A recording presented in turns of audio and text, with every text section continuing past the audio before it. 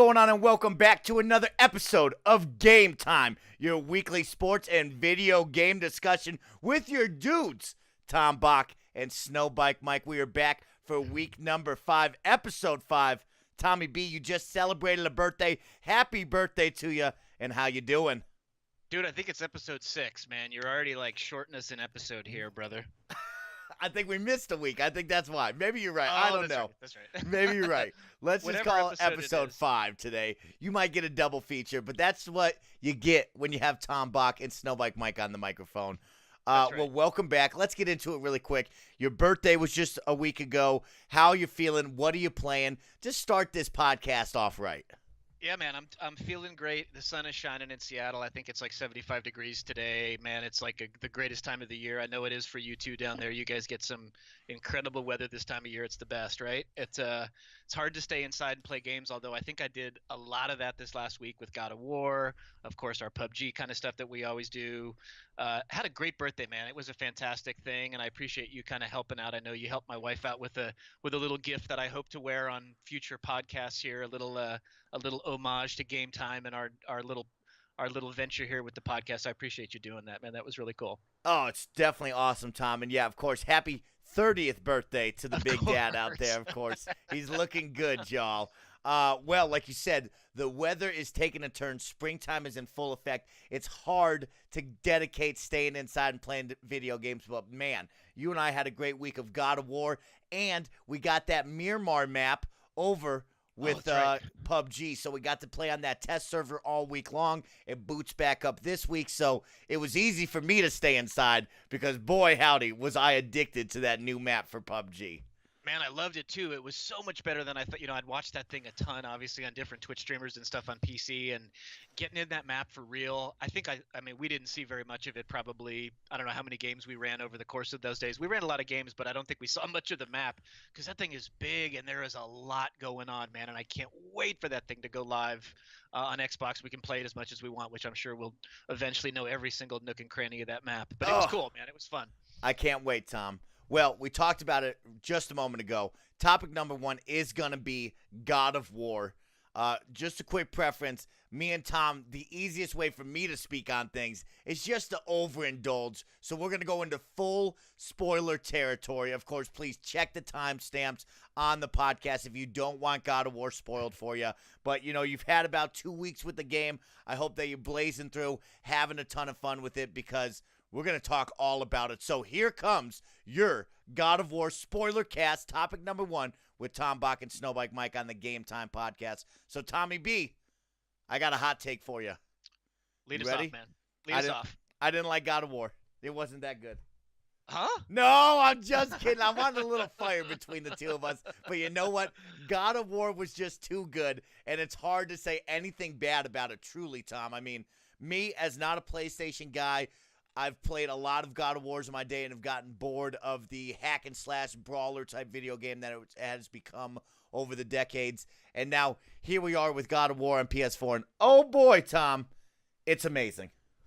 Dude, it is. I even wore my South Park God of War Kratos shirt. In It's so dope. It's so dope. Yeah. Dude, it's an incredible game, man. I don't know what I expected, but I don't think I expected it to be as great. I mean, I knew it was going to be great. You'd seen a lot of stuff leading up to it that kind of indicated it was going to be great, but I think it exceeded my expectations in pretty much every facet. And I'm looking at the percentage. I finished the game, obviously. We can talk spoilers, but there's still so much to do. And even today, I did a bunch of stuff, that whole areas of the map that I hadn't even seen before. So there's still a lot of game left. Oh, Tom, it's so huge. When we just talk about the basics, this is a giant video game, folks. I probably spent 10 to 15 hours plus, and I only did the story itself, Tom. We're going to talk about it. I know you did a lot of side stuff. There's side quests. There's treasure chests. There's Valkyries that you can go kill as side objectives. I didn't do a single one of those, and the game story still took me 10 to about 15 hours solid of gameplay. And, oh, man, was I never let down at all. Yeah, it's I wrote down a bunch of stuff for me that really kind of caught me the most about it. I mean, first of all, I think it's probably the prettiest game I've seen on PlayStation. I mean, there's a couple of other ones I think that kind of rival it as far as just graphic fidelity, but man, that game is so polished. The the other thing that kind of struck me too, I don't know if you noticed this as much, is I think in the first week there was probably 4 or 5 updates. I mean, they were, and I realize it's a big studio and they have the ability to kind of jump on little problems when they find them. But man, they were updating that game so much, right after it launched. Um, but man, visually that game's incredible. The intricacies of sort of the way that they did set pieces, the kind of mix between, I mean, it is open world technically, but they kept it linear. To your point, if you wanted to do just the story, you could do it. If you wanted to kind of go off the beaten path, you could do it. This in 2018, to me, the biggest thing I took away was this is how you make a single player game in Mm. 2018, right? You've got all these games as a service games, the Fortnites, the PUBGs, um, Rainbow Six, right? These games that live on forever. If you're going to do a single player game, this is how you do it with this much content, levels of difficulty that you could scale up and down. I mean, you could spend hundreds of hours. I think I'm not exaggerating, 4 times more hours than you put in. I think I'm probably up to about 60 hours right now, maybe 50, and I still haven't seen everything. So I don't know. They did such an amazing job planning a single player game to have the longevity that this game's going to have. Because for me, I think I'm still going to play it for weeks to come. Oh, so cool, Tom. And, touching on that point, the graphical fidelity, Tom, we talked about it from that 4K leap that you got to experience with Assassin's Creed weeks ago. And now here we are. And like you said, I'm stunned. And I'm not even playing on a PS4 Pro. I'm not playing on a 4K TV. And I am still in awe of how great this looks. And I think, that's a true testament to this Xbox One, PlayStation 4 generation of, man, these graphics are truly next level and they continue to get better. Even, we're not even talking console generations right now. We're just talking games and years apart. It continues to grow and get better. So, man, the graphics were amazing. Setting out in the Norse mythology world, that was cool. A little bit of snow around Kratos, different world environments like you brought up. You got to see a whole lot of different areas. And that one camera shot the whole time was unbelievable, Tom. We heard about it kind of in reviews and lead up to it about, hey, keep an eye out for this. And it didn't click in my mind until like 30, 40, an hour in of like, man, this has followed me the whole time. We haven't paused. We haven't gone sideways at all. Like, this camera is on you from the jump until the end. Yeah, it's an amazing technical thing, and I kept trying to like see behind the curtain as I know my wife gets annoyed at me like when I watch movies and try to figure out how they did stuff, right? But that one I really tried to figure out because again, the amount of kind of raw compute needed to draw those environments. There's another Dead Space does it a little bit where you'd get in an elevator and you could tell that it was a loading screen because he was like he would always go into an elevator in between levels, right? But that one I could never tell when they were doing any kind of the loading. You could never figure out what was like a dead time where they were loading in the next environment. Man, that is a massive achievement for them to make that. And again, I died I mean, we're going to talk about game difficulty here. So for me, there was some stops because every time you die, it restarts.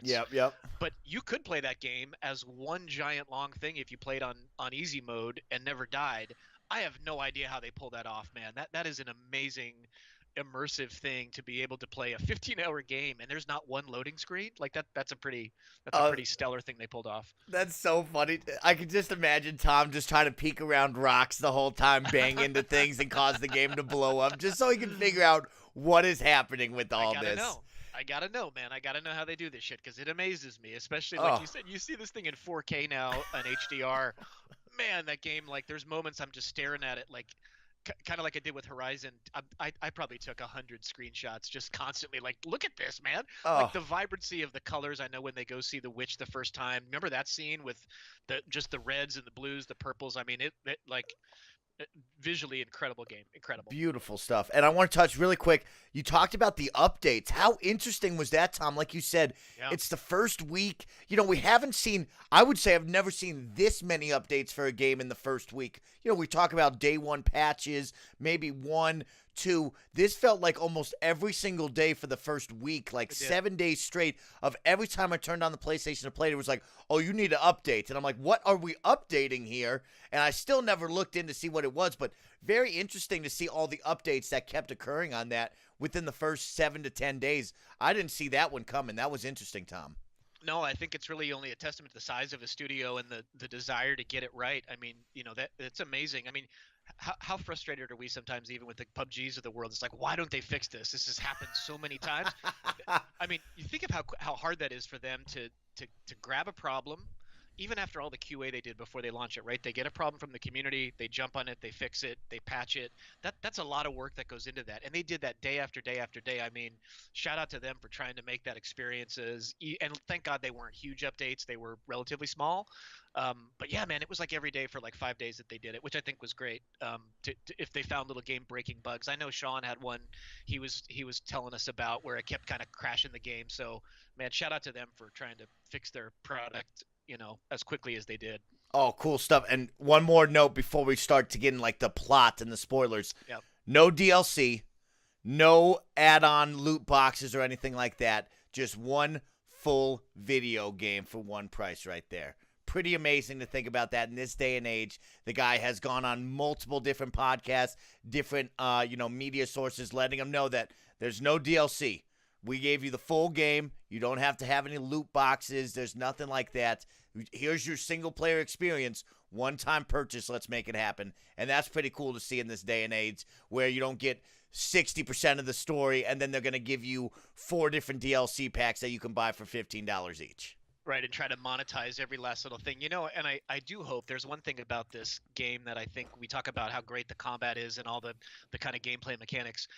I kept thinking of the Batman series, right? All the Arkham series of having, remember like all the challenge rooms and the Predator yep. stuff? Uh-huh. Man, they could do that here with and maybe it is there if you think about all the extra side missions and stuff that they have, but this game could really have some legs to it, because that's kind of what gave Arkham series all those legs, is they added the combat rooms and the challenge stuff. Man, this combat system is complex enough where you could do that, and I kind of hope they think about doing that, because dude, I would love it if they would come in and drop like 5 different trolls or sort of the Draugrs. I mean, you could do some pretty cool combat roomy kind of stuff with this game that I kind of hope down the road that they think about doing that. I don't know. Tom, like you say, that final elevator. You know what I mean? You could almost have a room like the final elevator, and that's your challenge room, and just keep throwing enemies at me. It's almost like that, which is pretty cool and fun to do. But now that we're kind of getting into the combat, let's jump into the story. Let's jump into some spoilers, and let's just talk about the whole thing. So to start, we're dropped in with Kratos, who's clearly hiding something. He keeps looking at his wrists. We know those are from the old God of War games with the chains and the dual blades. And he's got the boy with him, Atreus. And man, is that a cool little montage of them hunting the elk. And then all of a sudden you get the Draugrs jump up in that little natural wild land. And the kids bringing up, they've never been this close. And now we get introduced to the Leviathan axe, which is like a whole nother level of combat for me with that God of War franchise. Yeah, man, I love the way that they parsed out everything in that game. I mean, it's the mark of a truly great game that they can just give you enough to get you going, to understand the systems, and they introduce a little bit more.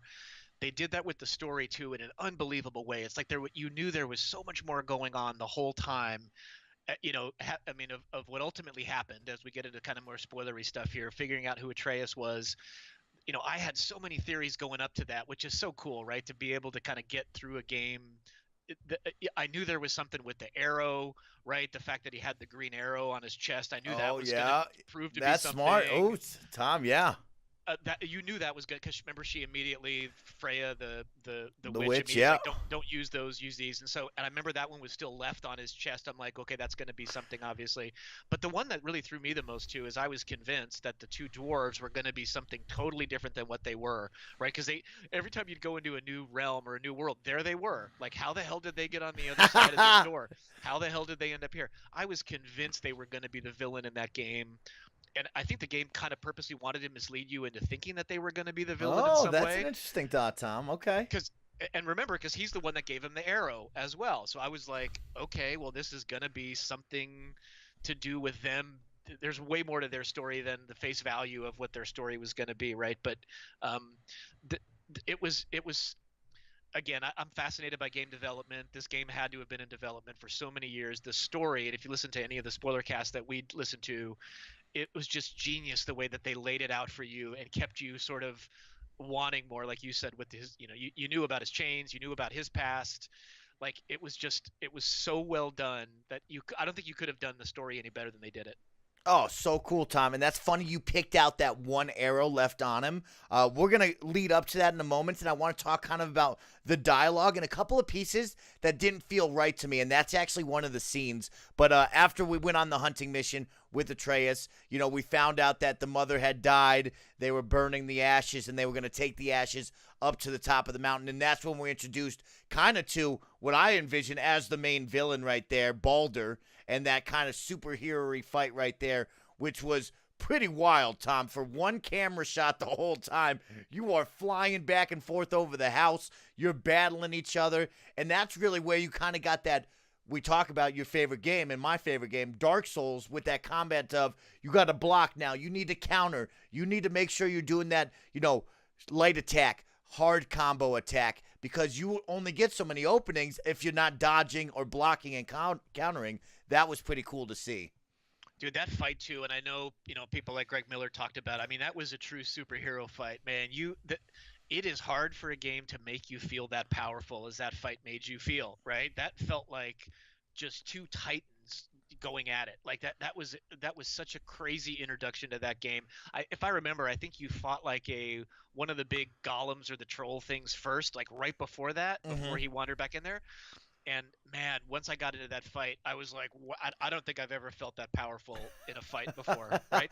That Yeah. was a superhero fight. Like you felt like Kratos. That set the tone for you're a god. You were a god, and you're gonna feel like a god this whole game. Oh, it was so cool. And every time that you beat him down and it would pause for a moment, you thought you had beaten him. And then he came right back up like, hey, man, I can't feel anything. And I'm going to keep coming after you. And he would throw rocks on top of him. He whipped him off a cliff. And you're thinking, man, this guy's got to stop. When is this fight going to end? And it just kept going. I think it was almost 4 or 5 rounds where you could have easily paused and stopped in between. And we just kind of went for one more set, another set, another set. So did you get the story part of that though? And I didn't. I mean, it's fast forwarding to the end of the story when you find out kind of who the kid is, and who his wife was. But did you catch that when he said it must have been Balder that was coming for her, not for him? That it was just kind of an accident that he was there, that he being Kratos was there. Did you catch that at the I very didn't catch end? that because I thought he was searching for Kratos. Like when he spoke to him, he's like, "Oh, look who I found," and like I thought it was like, "Oh, somebody found out that Kratos is in this world and they want to talk with Kratos." Is how I took that first part until we found out later on, like you just said. Yeah, right. So it was right when they're on the mountain at the very end, and you find out that he's, again, spoilers. Turn it off if you don't want it. That the kid is Loki, right? That you find out that that's kind of what. And they saw the mural on the wall. Remember, as they came in. Yeah, yeah. And he was like, "Hey, she predicted all this, or knew that all this was going to happen." And then Kratos, I think, maybe when they're going back down, he said they start talking about Balder, and he's like, "Yeah, he must have been coming for." Faye is who his wife was, because he says goodbye. Faye, he finally says her name at the very end, right? He's like, as the ashes are going away, I love you, or goodbye, or whatever it was. And then he said something to the effect of, because she was a giant, right? That was her lineage. She was the last of the giants, and all the Aesir gods were killing all of the giants. Like, Yep. dude, that scene of all the giants laying dead out at the end was so I mean, like I stood there on top of that mountain looking around at that. I think from an artistic perspective, that was the most incredible shot of the game. Seeing all the dead giants laying around, right, in Jotunheim after they'd all, every one of them was dead. But man, that really threw me. I'm like, man, this whole story then. So them fighting, and again, I'll have to go back and rewatch it, but I think was almost like an accident. He didn't know she was dead, and Kratos even says he must not have known she was dead. He had no idea that he was coming for her, which, I mean, that's a strange twist to the whole Oh, that's story. good catch there, Tom. Yeah. And then moving forward, of course, we found out now we got to head to the mountain. That's where we met the witch with the giant turtle house. That was pretty cool. Actually, Cool. we killed her boar beforehand. That was pretty wild. Then she saved the boar. We met the witch. That was a really cool scene to meet her, kind of have that connection with Kratos and her where she knew who he was right away. Oh, yeah. You know what I mean? That was pretty cool. The boy falls in love, likes sitting around with her, likes having that motherly figure around him. And then we go up to the mountain and there's that black mist right there. And that's kind of where we start to progress the story of you and I went to the City of Lights. And that one was a fun time fighting against the dark elves, looking at were those light elves is what we want to call them, the goats that were pretty much all dead that they were killing. Yep. Yep. The Okay, and Light Elves. Yep. that was a good time. The Dark Elves were definitely a lot tougher than fighting the Joggers for me. And that's the moment right after that boss fight. That's when the game changed for me, and I said, I'm not going to do this anymore. I'm going down to easy mode because that boss fight took me probably 5+ times to do. And the moment, if you didn't do any of the side quests, if you didn't kind of level up your character, which, mind you, I probably leveled up my guy twice through that whole game, Tom. Wow, Like, that's seriously crazy. went into the actual menu and leveled it up probably twice the whole game. But that was the moment when we got back up to the black smoke on the mountain, cleared it out with the cool lights of the city right there. The first thing I run into is this crazy Draugr-looking thing, kills me in one shot. And I Oh looked yeah. at the boy and I was like, boy, we're turning down the difficulty. And I quickly went to easy Boy. mode. And Yeah. that was it for me. I went easy from that point forward, which then led to, like I just said, never had to go into the menu to look up any sort of skills. We just kind of went for it, me and the boy. And sure, there were some times where I died even on easy because I didn't have any skills leveled up. But in the long run, I was just able to be there for the story, which is what I wanted later Were you on. there? Now, were you on actual just the? I think it's called Give Me a Story. Were you on the easy, or you were on the one above it that was just like the normal? No, normal is what I started out on, and Okay. then I went Okay. to easy. Because, like, right after that first Dark Elf fight, the big boss, that's Oh, when yeah. you kind of get introduced to your first side mission, where one of the dwarves, like you said, you meet them at the end of it, and he's like, hey, just so you know, like, you could go back in there, help me out, go to this guy's, like, workshop and get me this. And I looked at him, and the first words out of my mouth were like, nah, I ain't going back in there, bro. No. And I just No, boy, I kept ain't going, doing it. and Yeah. that is when I encountered the mountain fight, and that was the first moment I was like, man, I probably should have gone back for that. Now I'm getting slapped around. I'm just going to go to easy and not deal with that. And so, yeah, that was cool to climb up the mountain, and then you fight that dragon, and that was a sweet fight, Tom. What'd you think of that one? Man, that was a crazy one too. Like, I like those fights because it takes a little while to kind of figure out what you're supposed to be doing, right? And it's again very Dark Souls like in that respect. You got to die a few times to sort of figure out. I got to grab this. Got to grab the red glowing crystal thing. But man, that visually that fight was incredible.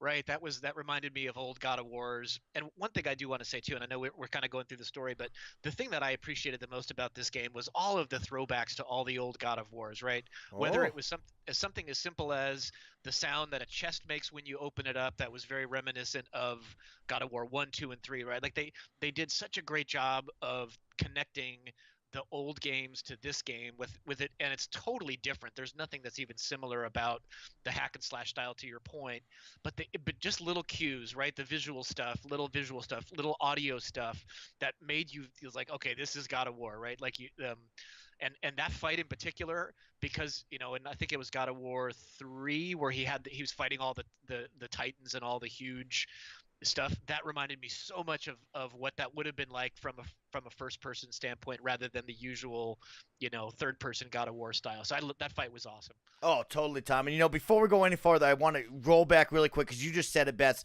Some of the throwbacks to the old God of Wars. Opening chess was so much fun, Tom, when he would come over it and just punch right through it and grab the piece, and you're like, oh, my God, that's so badass. And then to have we didn't really touch on the axe mechanic of the Leviathan axe where you could throw it and call it back to you like Thor's hammer, which was super awesome. But there were the chests at the beginning of you got to find these 3 different blue runes. You got to huck your axe at them, blow them up or whatever it may be. Some were timed, some you just killed.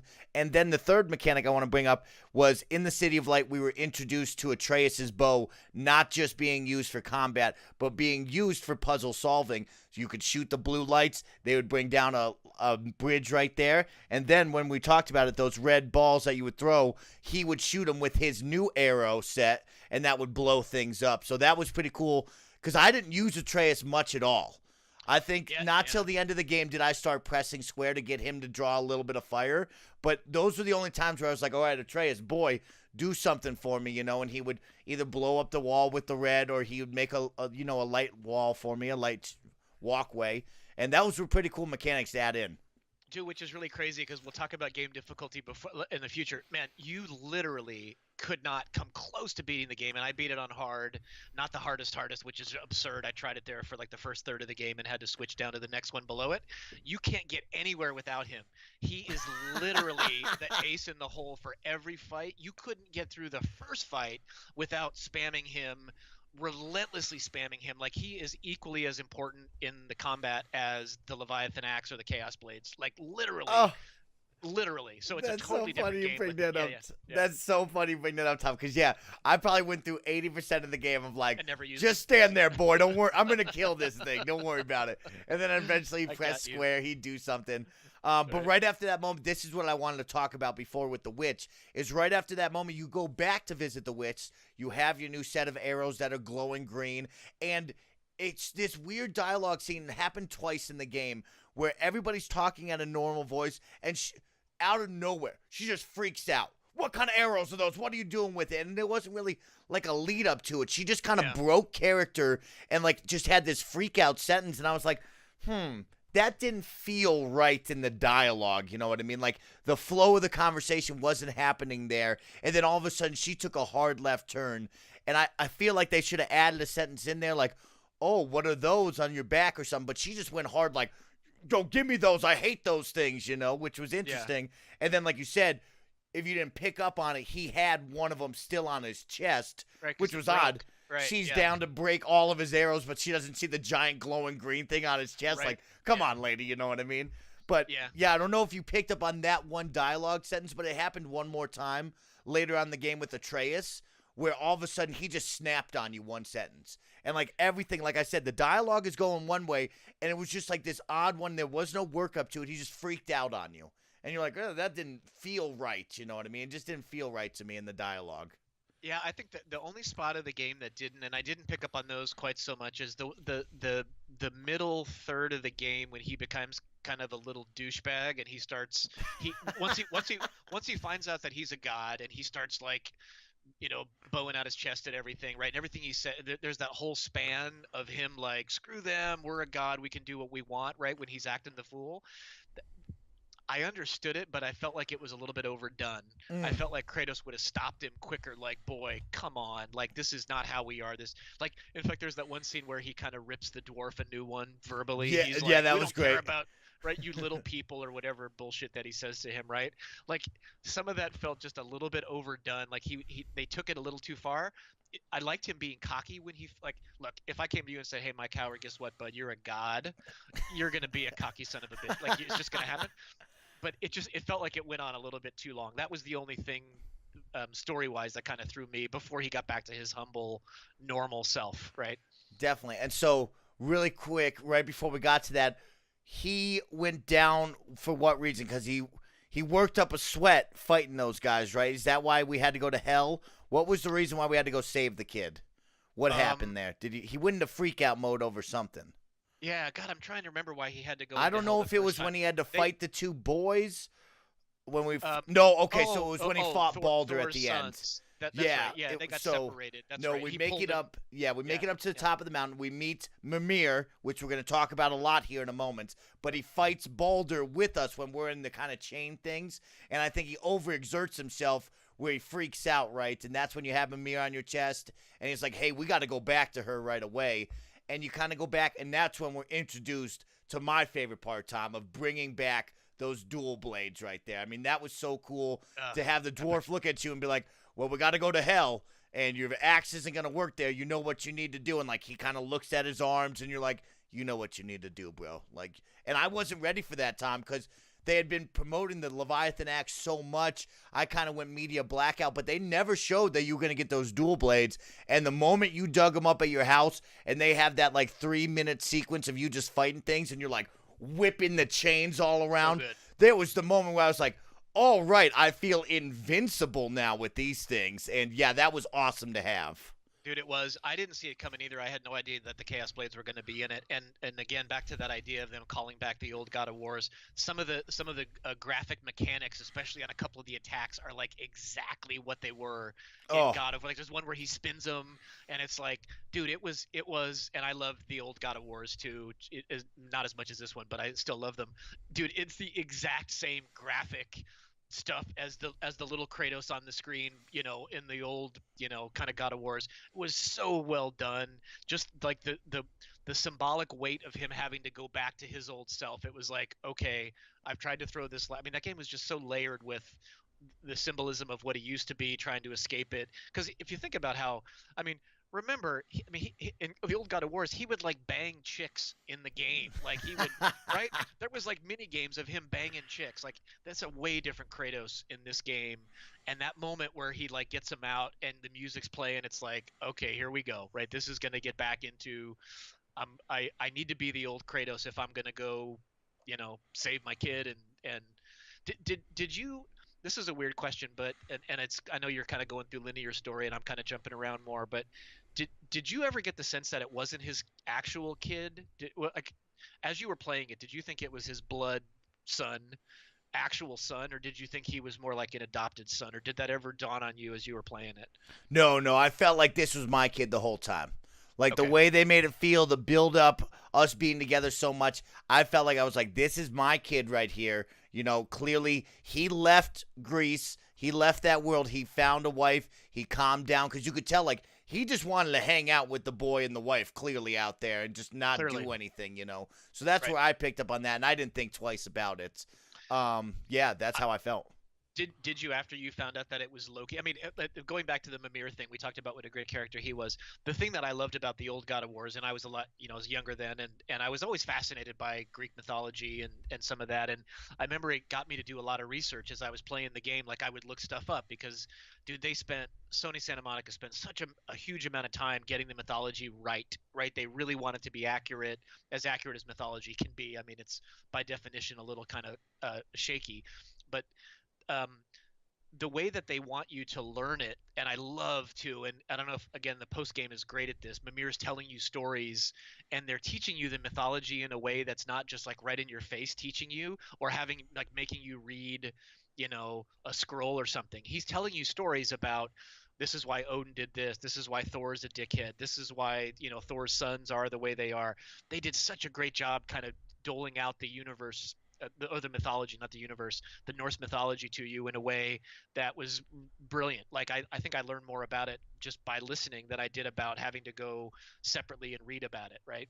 Oh, Tom, you hit the nail on the head. Mir was such a great character to add because every time you were in that boat, he would tell you a story. Oh, Right. there's the world serpent. That's why he hates Thor that much. Oh, you didn't know Freya is this kid's father and or mother, and this is what's going on between the two. Oh, this was her husband. Then she got cast out. It's like if he wasn't So telling me good. stories on the boat, it would just be me and the boy, and I'd be looking at him like, "Hey, boy." Like, let's go kill something, and he would not tell me anything. So Right. that was cool to add that character. And when you break down the characters, there weren't many. You know what I mean? We had the Witch. We had Atreus in God of War, Kratos. We had Mimir the Head. We had the two dwarves. And then we had the World Serpent and then the three bad guys. Right. And the next two that we saw were Thor's kids. And I thought, Tom, after we killed the first Thor kid, we saw the second one show up.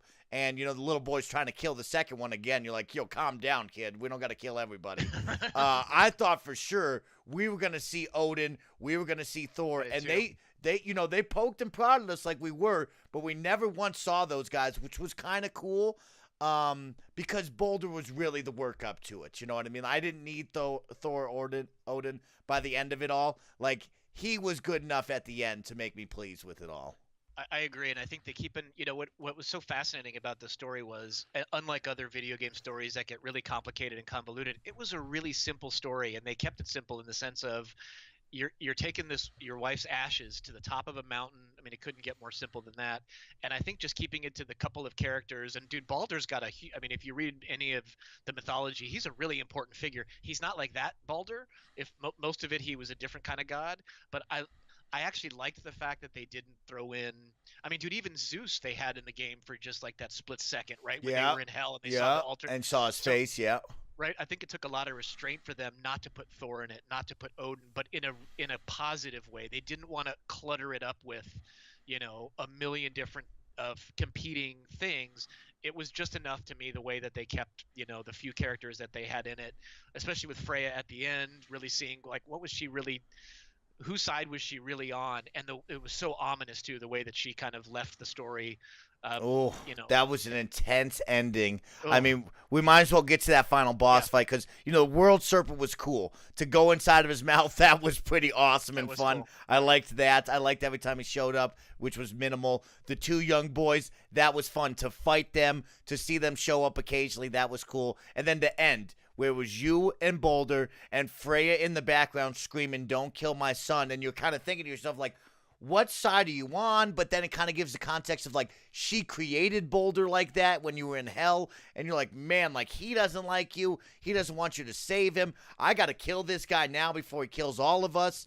And that final scene of like, you killed my son, and I'm gonna bring everything against you, Kratos. And like the young boys looking at him like, we just helped you, lady. What do you want from us? And Right. like Mimir's in the background like, well, your dad would have done the same. Like she's not gonna be pleased with us. And that was the end of Freya right there, which was still gives me goosebumps to Me this too. day thinking about that walking away. Me too. And to think about it, I mean, she was willing to die, and I think Kratos even says to him, like, "You won't understand until you're a parent," because he said something about, "Would you let me kill you?" Kratos said something to the effect of, "If it meant that you could live, yes." And Oh, you'll never understand that till you're a parent. Like you wouldn't know, like you genuinely would give your life for your kid. Man, that was intense, especially because she was helping them as much as she did throughout the entire story, and yep. then right that she still didn't see it that way. And what did she say? Something like, "I'll bring the might of everything within my power to rain down on you Oh, and parade your body through the I mean, like that was just unbelievably wrenching to listen to that speech she gave. and the final note for that final boss fight was that arrow quiver that you brought up, the green one, was his kryptonite. And so that kind of gave context of like why she freaked out on that moment. And it was pretty funny to think like, man, that was such a small thing of like his quiver broke and Kratos just kind of snaps an arrow together and puts it on there. And like that stuck with it till the very end. How cool was that? That was pretty interesting. That was great storytelling, right? Just a little inconsequential thing like the turn a different corner and it wouldn't have turned out the way that it did. I thought that was freaking genius that and that Mimir knew it all along because he kept saying he knew the secret, right? He Oh, yeah. He's knew. like, oh, I forgot. I don't know. I I think forgot. she got me on the spell. I don't remember what Right, it is. right. Yeah. He That was was great. programmed to forget all the things that could have potentially done him in, right? That was really, I mean, again, genius storytelling. That Norse mythology is full of those kinds of crazy. The more I read about it, and the more I've gotten exposed to it, it's just full of that kind of crazy shit. So it was really cool. Let's talk But about the final scene to wrap up our God of yeah, War spoiler cast. So you've been bringing it up. We kind of get introduced that Atreus is Loki. So now that one didn't hit with me at all because when I think of Loki, I'm exposed to Tom Hiddleston in Thor. So like when he's right. like, "Oh, you're Loki," like I'm looking around like, "Damn, is he gonna turn into a snake and try to kill us? Is he Tom Hiddleston?" Like it didn't Yeah, click in with me that's of funny. like the bigger mythology that it is. But that final scene when he's like, "Oh, mom knew all this," like I'm Loki, and then like the banner kind of pulls away and he wasn't there, and you see Kratos on the ground dying to Loki or Atreus, whatever you want to call him, and like I thought that was gonna happen right there and then, Tom, but it Yeah, didn't. I I thought it kind of would. I kind of did too. I thought that, and that's why the sheet, it was genius too. The sheet falls over it. You get to see that he's dying or dead, and Loki at that point standing over him. Right. That I thought it was gonna somehow Kratos was gonna die. I remember I stopped and went, "Oh my God, are they really gonna kill Kratos at the end of this story?" I kind of thought the same thing. But yeah, Loki's got a really special place in that mythology. Right, as kind of the trickster god. He's kind of involved in a ton of different storylines. The Marvel universe kind of used him in a whole different way than what the story actually was of who he was, right, and how he came to pass and all that. So, but that was yeah that was a very I knew a little bit. I certainly obviously know the Marvel stuff too, and so that kind of threw me for a second. But then I stopped and started doing a little research and reading about who Loki was and what a huge reveal that is. Because dude, he's literally like one of the central figures of that entire mythology. And to think that this kid, and I know Corey talked about it on the spoiler cast, it's evil or bad or any of those things. It's just a point of view, right? The people who are evil or bad or whatever don't see themselves as that. And so, is it possible that this kid, through all these experiences, turned into the Loki that the mythology is about, who definitely was not the greatest of people. He did a lot of really horrible things, that he got made that way. And to think that it could be all the stuff you're doing right now that makes this kid turn into that is that my mind kind of spun on that. I'm like, wow, that's a really cool storytelling. Like, how does someone who's bad become bad, kind of thing, and you got to watch it play out right in front of you, you know? Oh, that was cool, Tom. And then my final one, before we say just how much we thought about it, the best line was them walking down the stairs, and he asked, "Well, why did you name me Atreus? What's with Atreus?" And he tells the awesome story about his best friend with the Spartans and always smiling no matter what happened. And like he looks at him, and the final sentence is like, "Man, you finally told a good story, Kratos." And Right. you're like, "Oh, that's just hysterical." And he started laughing. You get Mimir back, you got the dwarves back, and then it opens up to end game content where you're not really done because you can keep going fighting those Valkyries like you talked about, going to find all the chests, all of the doors. We talked about the mechanics of, the light bridges. We talked about the glowing red blow up stuff. And then as well, you finally get that tool from the pickaxe where you can open up all those doors. And those were things that didn't even start until 3/4 of the game was over with, Tom. So you have a lot to go back to, or you could pause quarter, halfway, and 3/4 into the game and just start exploring because you didn't get those tools until super late in the game. You didn't, but there was a lot to go back on, and I started because again I was playing at the higher difficulty.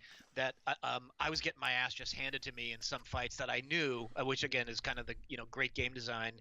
You're not doing something right. You're not powered up as what they intended you to be at that spot. So the game definitely, if you play on the higher difficulties, it's not optional that you go do the side things. You have to go do the side things because you need to level up your guy enough to take on that next fight in the campaign, right? So the campaign and the side stories for me were totally intertwined. Like, I had to do them to get my guy. I think I was level 5 when I finished the story. I think you were level 2, Yeah, right? level 2, yeah, because I didn't level up anything. It's right. Yep. Uh-huh. Right, but I knew I had to because, dude, I was getting the crap kicked out of me in some of the fights, like 20 times, 30 times in a row. I'm like, man, there's no way that they intended me to be at this level for this fight. Like the Dark Elf boss, I mean, there was some that were just stupid, and I'm a Dark Souls guy, so I'm used to those hard fights and I'm good with them. But I was clearly underpowered for some of those, so looping back and doing other stuff, to me, was just kind of part of the story, you know. All right, well, let's give our final, couple sentences on the game. I'll start off, Tom. Mine is simple. If you have a PS4, you need to stop everything that you're doing now. Turn off this podcast, stop watching TV, and go play God of War. It is unbelievable. It's exciting. It's fun. It's a great single-player game with a lot of people want nowadays with so much multiplayer-centric game modes. This game is going to be you, the television, the controller, and one amazing story. So shout out to Sony Santa Monica. Shout out to PlayStation. Shout out to everybody that created this game. It is a masterpiece. Stop what you're doing. Go play God of War. Yeah, man, it is absolutely. We did our top 10 games, and I started thinking about, you don't want to be prisoner of the moment when a game comes out, and how would it rank in some of those. I usually don't get into all that ranking crap, but I started thinking about there's not too many games that I would put above this game that I enjoyed more than I enjoyed this game, especially for a single player game guy, which I'm generally more of. I mean, we're playing some multiplayer stuff, but that's more my speed. Man, that game, everything it did really, really well. And again, the length of it compared to like a Last of Us, which I love, is such a shorter game. This game I'm going to put probably 60 plus hours into, which is really hard to do for a single player game and keep it being that good. But this game's doing it. Again, shout out to Sony Santa Monica. Dude, the scary thing is these last couple of first party Sony games, the bar is so freaking high now that I am terrified.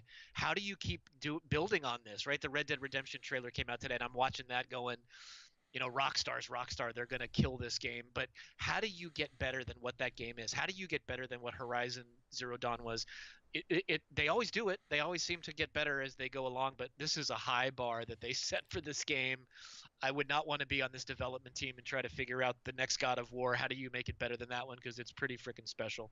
Oh, I'm so glad that you loved it, Tom. A great birthday present for you It was. and I with mine coming up. So love that, Tom. And you know what? That's going to conclude topic number 1 of episode 5 of the Game Time Podcast. That was your spoiler cast of God of War. If you didn't want to watch that, beat the game, come back and check us out. But now it's time for topic number 2, and you know what that means. Blow the whistle, because we're jumping into some sports talk, and nothing better than more NBA playoffs. Round number 2 has begun, and Tom, there was some moving, there was some shaking, but our favorite teams are still in this. So let's start off with the easy one. Let's jump over to the West really quick. Now in the West, we have Golden State. We have New Orleans that did upset Portland, even though they played hands down better than Portland, Tom. You and I can both agree that. And then down below, we have Houston and Utah. Utah, who did they play before, Tom?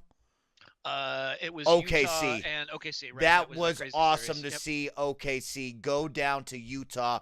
I think you could say goodbye to Paul George. I think you could say goodbye to Melo. This team might not, probably will not be the same Oklahoma City team that you see right now, but we could talk about that. I want to talk about these 4 teams remaining right now. So series number 1, Golden State, New Orleans. What are you thinking, Tom? What do you got here? God, it was so good to see Steph, and you see the difference that Steph makes in that team. I watched that game last night. We played a little PUBG, and I had it on in the background. Man, he changes that entire offense up, and you watch kind of the movement of that offense when he's in it, and the pressure he puts on the defense. This is exactly what, as a Dubs fan, we needed to see happen. He looks great. He looked healthy. He was quick. What was he like? He shot 50%, had 28 points, had almost 5 or 6 assists. It's a bad matchup for Golden State. There's no doubt in my mind that New Orleans is going to win a game, maybe 2, because I think AD is going to create problems. But man, the Dubs with Steph are a different team. That is championship level team. This is what we talked about, Tom, of like we were worried for Houston, and having Steph sidelined in round 1, the question started to become looming of like, man, Houston looks really tough, and we have faith that Golden State will make it to the Western Conference Finals, but without Steph, we could have a problem here, and thank gosh he makes his return in game 2, and this team looks strong, Tom. You nailed it on the head. Like, this is a championship caliber team. That's why they've been in it for the past 3 to 4 years now, and if you can't compete with Steph, Clay, Draymond, Iguodala, Kevin Durant. I mean, everybody. It gives me goosebumps just thinking about this squad. There's no way you're going to compete with them on this level now. And like you said, I think New Orleans, with a great comeback with AD to beat Portland hold-handedly, I'm worried, Tom. You say 1 or 2. I might lean on 1. I actually, now with Steph in the game and looking the way they did, we might just go to 0 and see the sweep here, Tom. This team is tough, man. Man, they are, and I tell you, Steve Kerr and the staff did the right thing by holding Steph back the way that they did. They knew that they didn't need him. Heck, you could have even made the argument to hold him even another, week, and they could probably still get through this series without him. But man, he looked so sharp last night, and just the crispness of kind of their offense. How are you going to stop that off? I mean, seriously. And by the way, I saw Jalen Rose on Get Up this morning, kind of doing some of the defensive stuff. You forget what a great defensive team they are when all 5 of them, the starting 5 are out there. They're they tough. have length. They have quickness. They're going to the finals. There's, to me, no doubt about it. No doubt about it. And, let's give a quick praise to New Orleans. Wow. This is a team that didn't even make the playoffs last year. AD is playing like an MVP, an all-star, a Hall of Famer for all we know, because this guy is great. Rondo is playing playoff Rondo status after having some dips and dives after Boston. He's finally playing like Rondo. Drew Holiday is the real deal. We know that. And, man, I just have a positive feeling for them moving to the next year. Like you said, if we can get Boogie back next year, this team has a chance to really become that 4 seed, that 3 seed in the West, because they've shown that if they play right, we give AD the ball, these 2 guards do their thing, and now we add Boogie, it's going to be a strong team to compete with. I got one for you. Paul George is the swing man. Think of him on that team. Why wouldn't he go take it? I mean, that team is one piece away from being at that level. Being Heck, they're almost dominant. there right now. Yep. Why not throw a Paul? That's the one spot on the floor they don't have covered is a guy like a Paul George. If I'm Paul George, I know he's got like $30 million. He can get that supermax deal if he stays at OKC versus like a 4-year, I think, at New Orleans. But dude, you put him on that team, that team could very well be, at Golden State's level. Tom In Bock, I need future you to do years. me one favor. I need you to write a strongly worded email to the New Orleans team right now. Let them know that they should petition for Paul George down there because that is a brilliant idea. I wanted to give some love to New Orleans, even though I think they might get swept. They might get one in New Orleans, but, man, this is a good team that looks better for next year, which I love seeing that. Let's jump down to our final two teams in the West. We got Utah. We got Houston. And, Tom, what are you thinking there? Man, I'm looking at the score right now. It's halftime. Jazz are up by 10, which is kind of interesting in this game. So, I mean, if they were to split in Houston and come away, the Jazz being split in Houston, they're playing with house money at that point. I don't know. This matchup kind of concerns me if I'm the Rockets. I still think the Rockets are by far the better team. The Jazz just don't have enough pieces. I mean, Duncavin's awesome.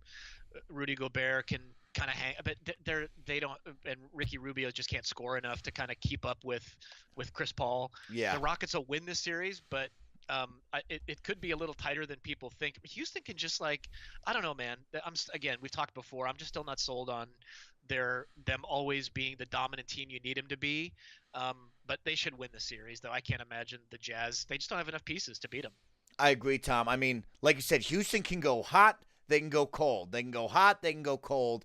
And to hear Jazz, if they could steal one in Houston, that is a huge bump for this young team. And like New Orleans, I don't think they're going to beat Houston, but now we're building the blocks. We're getting confident. Yeah, we lost Gordon Hayward last year, but we've got Duncan Mitchell. We got Rudy Gobert. Ricky Rubio is a true facilitator. If he could learn how to score like Chris Paul, like you just brought up, he could be a real big weapon. But as a facilitator, I just need one more piece, like you hit it on the head. If we can get one more piece in Utah, they've already been the 4 seed. They're right there to continue to battle. So I like them getting confidence. That playoff repetition is going to be big for Donovan Mitchell. Of course, huge. it's always big for Rudy. He's been there a couple of years now. And now we're getting Ricky Rubio in the fold. He likes it there, I'm sure. He likes winning. So even if we go down to Houston, which most likely will happen, this is only positive for that young squad right now. I agree, man. This will be a good series. I think this could go a little further than people think it's going to go. We'll see. Totally. And now let's jump on over to the East Coast. Beast Coast right there. You got LeBron James and the Cleveland Cavaliers taking on that 1 seed, Toronto Raptors. And you got Philly taking on Boston. So let's jump on over to the fun series really quick. Let's talk Philly-Boston. What do you think here? Man, this to me this has to be a 7-game series. Like if there was ever a 7-game series, to me, this is it, right? It's a weird matchup when you kind of look at where one team is really strong and the other team is not. It's a strange one to me. I mean, people have been talking about they started with Philly's going to sweep, and then you kind of can see where Boston can, again, as we always talk about, they always seem to play to sort of this – whatever pieces they have, they can put together and win games. This one's going 7. This to me is the most fun of the 4 matchups. This is the one to me that's the most exciting and the most fun. And I don't even know who to predict is going to win it, to be quite honest with you. I'd like to see Philly win it. I'm definitely pulling for Embiid and Simmons and crew, but man, this one to me is going 7. This is the series you want to watch. If this is on, you need to turn it on because this is the future of the NBA. All of these young stars from Boston to Philly have been putting on a show all season long and into the playoffs through round 1. This is the squad that you want to watch. These 2 teams are going to go at it. 2 young buck full of superstars. Jaylen Brown, Jason Tatum, Terry Rozier, killing it for Boston. It's hard to believe that we're yelling Boston is killing it without Kyrie Irving and Gordon Hayward. 2 best players. Unbelievable. Al Horford is doing his thing. Marcus Smart is the meanest defender in the game right now. He's like a Patrick Beverley, but 2 times stronger, and he is fun to watch. So I like that Boston team. Philly, man, Joel, whenever he's on the court, electric. The mood is heightened. People are laughing. We're having fun. He's got the scary black mask on like Rip Hamilton. Great. And you do not want to – that man – is like 3 years into the league at the most. He's been injured for most of it, and he is still 3 times bigger than everybody. He gets the ball down low and just moves people. I mean, we're talking pro athletes here, and this young superstar will move you out of the way every single time down low. It's unbelievable to watch. Dude, he's afraid of nobody. I mean, I love his attitude that he keeps bringing out in post games. I mean, he genuinely believes, and he's not just BSing, that they should win right now. Right now is the time for them to win, which is crazy when you think about it, because these guys are so young and dynamic. Like, I love Joel Embiid, man. This is going to be the most fun series to me to watch, maybe of the whole playoffs. We'll see. From TTP, trust the process, to this year, he said it at the beginning of the year. He said, this is the moment now. This isn't trust the process. This is the moment. So pretty cool to say that, Tom. If you had to give me one prediction, who do you got truly? Even if you think it's going 7-6, give me one. Just give me one. Who you like? I'll go with Philly. I'm going to go Boston. We're going to go back and forth. I'm going to go with Boston. We'll see how this goes. But this is going to be the series that I will have glued onto the television each and every evening it's on. This is must-see TV right here. It is. Now, on the opposite side, this is going to be another must-see TV, but it's going to be a little bit different here, Tom. We got the Cavs taking on the 1 seed Toronto. Now, you and I said at the beginning of the year that this is a LeBron James dominated East. It always has been. It seems to always will be. And now Toronto has made a name for themselves as the 1 seed. And oh boy, when you think Cleveland was too tired, you thought the team was too weak, they come into Toronto after a 7-game series and they beat this team. And I mean, they beat this team. Even though it looked close, they beat that team. And that is just so deflating for Toronto. Unbelievable, Tom. I was shocked, man. I don't bet on sports generally, but man, if I would have taken a bet last night on that one, I would have been all over Toronto's side. You've got 7-game series. You know how tight. I mean, LeBron played 43 minutes the last 3 games. Oh. He's exhausted. It's a game 1. You don't have to win it if you're Cleveland. You really don't. It's a game to kind of get yourself kind of rejuiced. You got a tough series coming up. Of all the games Toronto should have won easily, they had rest. Dude, Toronto's a better team than Cleveland. Period. Full stop. They are. They had no business losing that game. I was, to go back to the last series, I was so disappointed in Indiana too. They had so many opportunities. I don't want to see Cleveland lose. Look, I picked them to go to the finals, but they just didn't show. Are people that afraid to beat LeBron at the end of these games? I don't understand why everybody kind of folds. And he played great. I'm not taking anything away from LeBron. But man, I'm disappointed in the teams he's playing right now. They have every reason to beat his teams, and they're just not freaking doing it. I don't get it. You hit it right on the. If you were a betting man, you would have broken down every single one of those things right there and said, we have to put money on this Toronto squad. And man, like we talked about, Tom, even as the 1 seed, it's great to see Toronto still around, but they are missing a piece here, and they're missing a big piece. I mean, this backcourt with DeRozan and Lowry are amazing. I never want to take anything away from them because they both are dual guards that can do it all. It's pretty fun to watch how one can go hot, the other one can go hot. They both can go cold, and they can do it all inside and out. But then you look around, it's like, who else is here and what is going on in Toronto? How come we haven't been able to put a piece here, being in the top 4 of the playoffs for the past 5 years now as Toronto, and we just can't find a piece. And there it is, LeBron James again, just too big, too strong, too fast for the whole team. Nobody can guard this guy.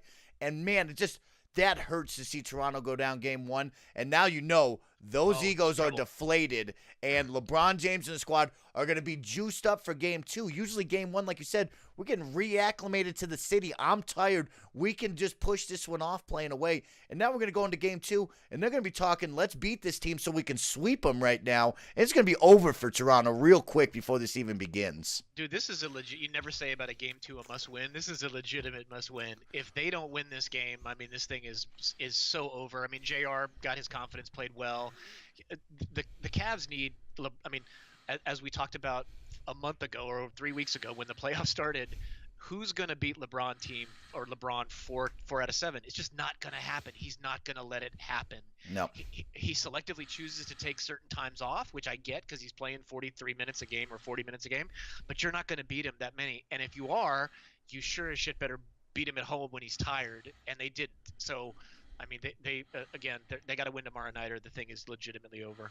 Oh, no doubt, Tom. This is do or die for them. And it was fun. I want to bring up one really quick, cool stat that I saw. They talked about LeBron James in that 7-game series, and people started breaking down stats. They noticed that he needed to conserve his energy. He needs to be ready when the moment comes. And they actually broke down stats of how much he walks in a game, how much he jogs, and how much he goes full bore, full energy. And they were breaking it down. It's like he walks 76% of the time.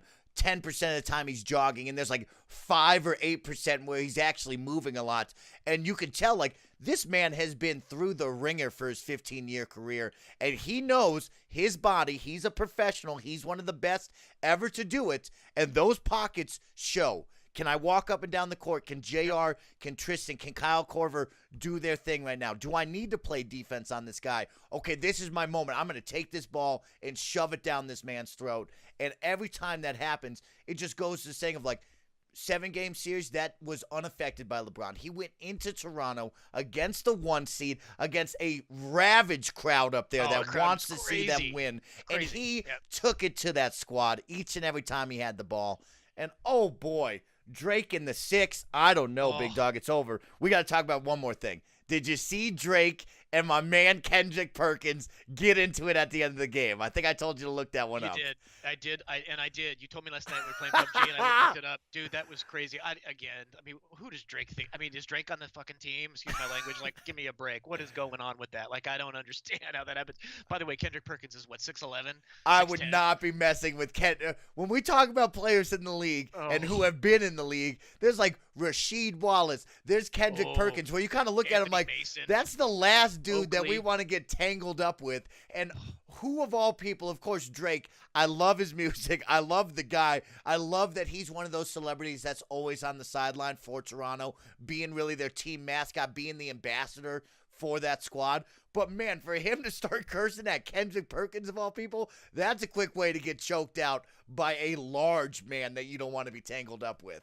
He better hope he brought his bodyguards with him when they walk out in the parking lot for that one. Because, dude, if I'm Perkins, I'm not taking too kindly to some guy that's like a foot shorter than me coming up and bowing up on me. Forget that noise, right? That was crazy. Awesome stuff. Well, we're right in the thick of it, Tom. Of course, we'll talk more next week. Man, basketball is on fire right now. I told you guys as well last week, if you're interested in hockey, if you've never seen hockey, right now is the moment. They're in the second round of the playoffs as well, and playoff hockey is some of the coolest stuff that you could ever watch. These guys give it their all the time. I had a best friend who played hockey back in the day, and he would always say, Mike, this is very physical, this is very fast, and I'd kind of look at him like, nah, I don't believe that. But playoff hockey is where this sport truly shines, and you need to see it in real life to believe it. So if you get a chance, flip on over. I know it's on NBS, Sports Center, or whatever it is. Check that out because playoff hockey's in full effect right now. Absolutely agree. Yep. All right, put the buzzer on. Topic number 2 is a wrap. All you gamers, welcome back. We're done talking sports. SnowBikeMike and Tom Bock. Topic number 3 to finish out the Game Time Episode 5 podcast show right now is going to be game difficulty. Does it matter what you play? Am I a baby for playing on easy? We kind of touched on it with God of War, and it's interesting. Tom, this is like the second or third game now that I've played that's more story-driven where I've taken it down to easy. So I want to talk off and just pose the question of game difficulty. How do you feel? What do you think about it? Can you judge somebody on it? Of course, it's never nice to judge people, but can you actually take something away from somebody if they say they play it on easy? What are your thoughts on game difficulty before I dive in with you? Yeah, so preparing for this topic was interesting because a lot of people talk about this topic. I've seen it on a ton of podcasts, and people kind of go back and forth on it. And I kind of wanted to hit it from a little different angle, which was we talked about the game clearly. As they're developing it, there's ways that they make the game more difficult. You've got stuff like God of War where they literally just kind of have like 4 different difficulty levels, and they probably give the enemies twice as many hit points or however they sort of scale it to make it more difficult. And by the way, that game is brutally difficult as it goes up, specifically in God of War. But then there's these other games too that I sort of did some research and thought about that there's not a difficulty setting on it. It just is what it is. There's one like Portal came to mind, right? Like a game that's not challenging difficulty wise, but the puzzles are really difficult. And I stopped and I thought about, man, what's really cool about gaming in general, dude. Dark Souls doesn't have a difficulty level. I don't know if you know. I Yep, mean, I know that because I it love just that game. Yep. it just is what it is. And so what's crazy to me is for I mean, I'll use PUBG as a great example. There's people of varying degrees of aptitude at games, right? There's people who are really good at certain things and people who are not as good. I always laugh that I'm nowhere near the player that, dude, even you're getting way better than me at PUBG, people like Sean and others that are great at it. But the developer has to make a game that somehow strikes a balance for everybody, right? Like that's a tough thing to do. It's really hard to make it where everybody can play the game, and it's not too hard for you. It's just hard enough for me. It's not super easy for this guy over here, right? And I started thinking about how insane that is, especially for God of War, where, dude, you have to go back and play that game at a harder difficulty because it is not the same game. It is a totally different experience to have to play it Dark Souls style, where you know if you get hit one time, the fight's over, and you're probably starting it again, right? So to me, this one is like, for a developer to get the difficulty right is so challenging because they have to cater it to people of huge spectrum of abilities, right? And that's not an easy thing to do at all. So to me, game difficulty is what draws me in. I like the challenge. I like to be able to be pushed by it, which is why I love Dark Souls. So it would be hard for me to move it down to baby mode and enjoy it. I don't think I would, to be quite honest, as much. Man, that's interesting you bring up the developer side of it, Tom, because I only thought about me, and that's so cool. Like you say, we got to cater to everybody around the world. What is everybody playing? Like, what's going to be that bell curve of, like, here's where the middle is, where everybody needs to be a normal, and then this is where it drops to either side, easy or hard. But I was thinking, you know, the story for me, Tom, do I want to continue to keep bashing my head in? You know, with Dark Souls, it's a little different for me of, like, the story is not truly like the main point. It's really just taking down these big bosses, continuing to bang your head against the wall, and then eventually defeating them, which is a huge feeling right there. But I started thinking of it like Wolfenstein 2 recently. I wanted the story out of it. I didn't want to sit there for 10 to 12 hours. Maybe I red boxed it like I did. I said, I have one weekend with this game, which now I start thinking of like game reviewers. I have one weekend with this game where maybe I have to give my thoughts or impressions, or maybe I don't want to buy this game. I need to go for this because I know it's just a story-driven game. I can bullet sponge or shoot people all day long in other games that I own. But I want to make it through. So Wolfenstein 2 was a great example of I turned that thing down to easy, and with a snap of my fingers, we're flying through it. And I'm taking away the cutscenes. I'm having fun with the game. But really, in retrospect, I didn't play the actual product that they wanted, but I beat that game, and I felt good about it. Here I am with God of War. I told you, I got under-leveled quickly, whether it be not me leveling up correctly, not wanting to do the side quest, but I said to myself, Mike, I want this story. I want to partake in the conversation in a timely manner where I'm not going to be weeks behind. I need to turn this thing down so we can start blazing through it. And there I was again. And when I say that game turns easy, I mean like things were dying in 1 to 2 hits. Bosses were probably much more easy. I never carried a resurrection stone on me ever again in that game. Mind you, I did die a couple of times, which really upset me because I'm like, this is not easy mode. I should never die. But still, of course, you can still die. But I think for me, and we talk about the backlogs too, Tom, of like, I don't want to be caught up in some of these games where I just want to be part of the conversation. I want to beat that story, enjoy that story, and I want to keep it turning and burning. And almost now on the flip side, when I say all that, it's like now I think about Far Cry 5 and how I looked you in the eye and said, Tom, this game is too easy. I show up to places and I just kill everybody with a rocket launcher in 3 shots, and then it says mission complete. And I'm thinking to myself, well, Mike, maybe you should have turned it up a difficulty if that's what you wanted, you know? And so I kind of, you know, I'm back and forth on it, but I notice a lot on these, you know, Sony story-driven games, I'm kicking it down to easy, and I want to fly through it so I can be part of that conversation. I want to give my impressions on it, even if maybe it's not the true normal settings on that. I still want to be like, man, that story was a good time. The Leviathan axe still felt the exact same when I called it back and killed that guy, you know? Yep. Yeah. No, man, and I totally get it. Like I think that there's absolutely, especially as we get older and they don't have as much time and there's such a big backlog, there is nothing wrong with doing what you did. In fact, there's times I get in games and certain spots frustrate me. I can tell you though, the one thing that I figured out about, dude, and it is kind of why I enjoy even PUBG is because it is really difficult for me. And whether it's the competitive side of me that just like, I want something that, the sense of satisfaction. We talked about that, Ornstein and Smo fight from Dark Souls and how much that's one of my favorite gaming moments ever. The reason that it is because it was so difficult. If it was easy, it wouldn't have mattered to me, and I would have gotten no sense of satisfaction out of it. And there are so many fights. The first Dark Elf fight, the second Dark Elf fight where there's two of them. Oh, The two brothers fight was not easy. Dude, any of the Valkyries fight on hard, the sense of satisfaction when you finally beat it, and I realized, dude, it is like beating your head against the wall.